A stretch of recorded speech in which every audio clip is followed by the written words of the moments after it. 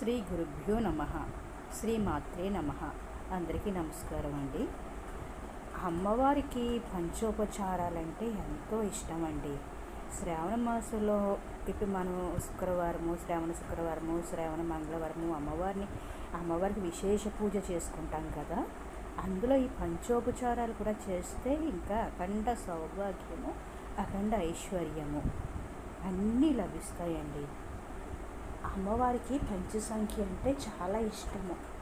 అమ్మవారికి పంచోపచారాల్లో ముందుగా ఓం లం పృథ్వీతత్వాత్మనే గంధం పరికల్పయామి. పంచోపచారాల్లో మొదటిది గంధం. అమ్మవారికి గంధం అంటే చాలా ఇష్టమండి. ఈ గంధం మార్కెట్లో దొరికే పౌడర్ రూపంలో దొరికే డబ్బాల్లో దొరికే గంధం కాదు. ఒక గంధపు సానని మార్కెట్లో దొరుకుతుంది. అది గంధపు చెక్క తీసుకుని అరగదీసిన గంధమే అమ్మవారికి చాలా ఇష్టం. ఈ గంధం అండి ఒక గిన్నెలోకి తీసుకుని, గంధపు గిన్నెలోకి కానీ ఒక ఆకులోకి కానీ అరగదీసిన తీసుకుని అమ్మవారి విగ్రహం పెట్టుకుంటే అమ్మవారి గడ్డానికి ఫోటో పెట్టుకుంటే మన కుడి చేతి మధ్య వేలుతో అమ్మవారికి గంధం ఇలా కొంచెం ఇలా చిలకరించాలన్నమాట. ఈ పంచోపచారాల్లో గంధం ఒకటి. ఇక రెండో ఉపచారము పుష్పం అండి. ఓం హం ఆకాశతత్వాత్మనే పుష్పం సమర్పయామి. అమ్మవారికి పుష్పాలు చాలా ఇష్టం అండి. ఏవైనా మన మనస్సులో అమ్మవారిని స్మరించుకొని ఆ పుష్పాన్ని సమర్పిస్తే న్యాయబద్ధమైన ఏ కోరికైనా నెరవేరుతుంది. పుష్పాలు అనేవి నవపుష్పాలు అంటే ఆ రోజు కోసమే పెట్టాలి. ఇప్పుడు ఎలా అంటే మనం ముందు రోజు కొని తెచ్చుకొని ఫ్రిడ్జ్లో పెడుతుంటాము. అవి అలా చేయడం అంత మంచిది కాదండి. అందుకని మనకు వీలున్నంతలో మన కుండీల్లో పుష్పాలు పెంచుకుంటే చాలా మంచిదండి. కొంచెం ప్లేస్ అయినా చాలు. ఒక 4 కుండీలు పెట్టుకున్న బోర్డు ఫ్లవర్స్ ఉంటాయి. ఇక మూడో ఉపచారము ధూపం. ఓం యం వాయుతత్వాత్మనే ధూపం పరికల్పయామి అని ధూపం ఇస్తే అమ్మవారికి ధూపం అంటే చాలా ఇష్టం. ఈ ధూపం కూడా మార్కెట్లో దొరికే రసాయన పదార్థాలతో చేసిన అగరబత్తులు కాదండి. ఇప్పుడు ఆవు పేడతో చేస్తున్నారు. అవి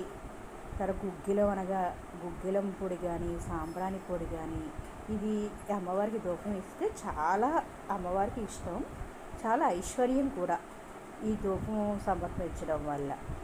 ఇక నాలుగో ఉపచారము ఓం రం. ఇక నాలుగో ఉపచారము దీపము. ఓం రం తేజతత్వాత్మనే దీపం పరికల్పయామి అని అమ్మవారికి దీపం వెలిగించి దీపం చూపించాలండి. ఇది నాలుగో ఉపచారం. ఈ ఒత్తులు అనేవి ఒక్కో ఏకాశిలో 3 ఒత్తులు వేస్తే ఇంకా శుభప్రదము. ఇక నాలుగో ఉపచారము ఓం వం అమృతతత్వాత్మనే నైవేద్యం సమర్పయామి. ఇలా అనుకుంటూ నైవేద్యం సమర్పించాలి. అమ్మవారికి తీపి పదార్థాలన్నా అంటే పూర్ణపు బూరెలు, గూడాన్నం, హరిద్రాన్నం చాలా ఇష్టం అండి అమ్మవారికి. మనకి ఏవి చేయడానికి వీల్లేదనుకోండి కనీసం ఒక ఫలము సమర్పించిన అమ్మవారు ఎంతో సంతోషిస్తారండి. భక్తి ప్రధానం. ఈ 5 ఉపచారాలంటే అమ్మవారికి చాలా ఇష్టం అండి. అందుకని అమ్మవారిని పంచోపచారిని అన్నారన్నమాట. ఇక తర్వాత అమ్మవారిని ఓం స్వం సర్వాత్మనే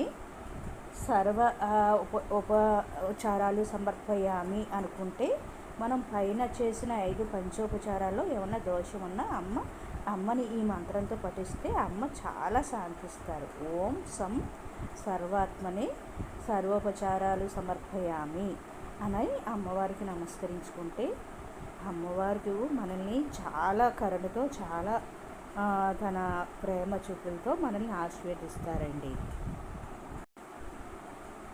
పూర్వం రోజుల్లో అమ్మవారిని ప్రతిష్ఠించేటప్పుడు ఆవు పేడతో అలికేవారన్నమాట.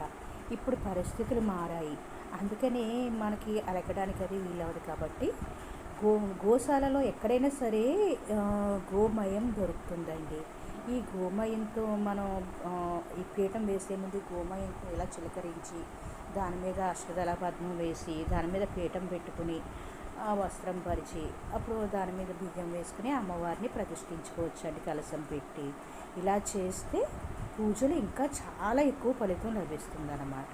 అమ్మవారికి గోమయం అన్న గోవు పేడతో అలకడం అనేది చాలా ఇష్టం అన్నమాట. ఇక రెండవది గోమూత్రం అండి. గోమూత్రము ఇలా చిలకరించిన అంతా శుద్ధి అవుతుందన్నమాట. పంచగవ్యాలు అంటారు. పంచగవ్యాలు అంటే గోమయం, గోమూత్రం, గోపాలు, గో నెయ్యి, గోవు పెరుగు, ఇవన్నీ పంచగవ్యాలు అంటారు. ఈ పంచగవ్యాలు అమ్మవారి పూజలో కానీ ఏ పూజలన్నా ఉపయోగించడం వల్ల విశేష ఫలితం దక్కుతుందండి. ఆవు నెయ్యితో అమ్మవారికి దీపాలు పెడితే అమ్మవారు ఎంతో ఆనందిస్తారనమాట. అమ్మవారికి పంచసంఖ్య అంటే చాలా ఇష్టం. అమ్మవారికి పంచోపచారాలన్నా చాలా ఇష్టం. ఆవు పాలుతోని కూడా పరిమాణం చేసి నైవేద్యం పెడితే చాలా మంచిదండి. అమ్మవారికి 5 ఒత్తులతో దీపం, ఆవు నేతితో దీపాలు వెలిగించి పంచహారతి అంటారండి. ఇలా పంచహారతి ఇస్తే అమ్మవారికి చాలా ఇష్టం అండి. వాయినంలో ముఖ్యంగా వరలక్ష్మి వ్రతం కానీ మంగళగౌరి వ్రత వాయినాల్లో కానీ శనగలతో పాటు రవికెల గుడ్డ, ఇక మాంగళ్య ద్రవ్యాలు అంటారు, అవి గాజులు, పసుపు, కుంకుమ, దువ్వెన, అద్దము, పువ్వులు, తాంబూలము, ఇవి మన స్తోమతను బట్టి ముత్తైదువులకు ఇచ్చుకుంటే నిత్య సుమంగళిగా చాలా ఆనందంగా జీవితాంతం చాలా ఆనందంగా జీవిస్తారండి. మంగళ ద్రవ్యాలు అంటారనమాట వీటిని.